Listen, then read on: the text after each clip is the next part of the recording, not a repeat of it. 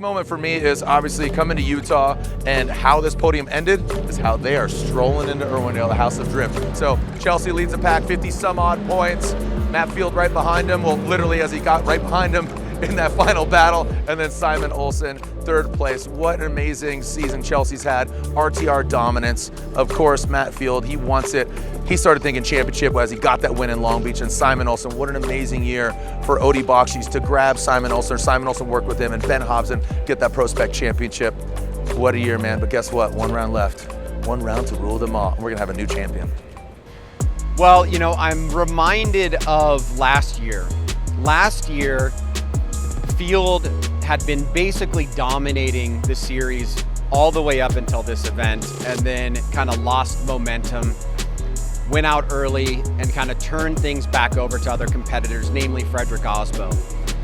This year, DeNofa maybe hasn't been dominating as much, but he had 2 wins. He's still doing very, very well. To get a 3rd win puts him in a category of James Dean during his run from 2017 to 2019. It's just not done that much, and he is in a huge position to capture his first championship.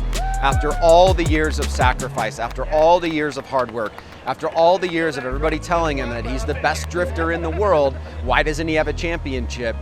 He's now at the precipice of making that happen, and he's got one more event to do it. Yeah, I'm really excited that Matt and I are the ones that are definitely battling for this. There's definitely a chance for other drivers, but we're definitely got a good lead up front. Matt and I battled from the beginning. We're great friends, and it's awesome to be able to have that position where, like, hey, we have to battle all the way to the end. I've got a pretty good points lead, but obviously there's some mistakes that could be made.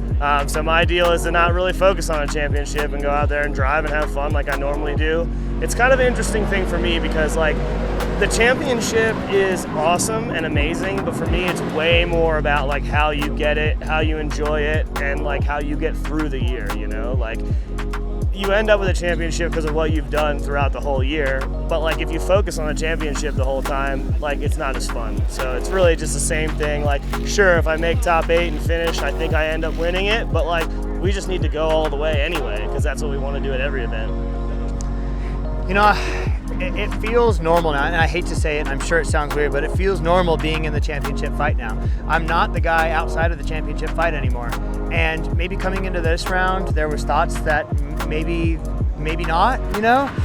I blew it in Seattle, but I think we really brought it here. And that just goes to show this is drifting. There's ups, there's downs, crazy stuff happens, weird people do weird things, and race cars are race cars. So I think it's going to take a little help, a little luck to get it, knowing that Chelsea has such the lead that he does. But yeah, I mean, I had a 50-point lead coming into here last year, and that goes away real quick. So you never know.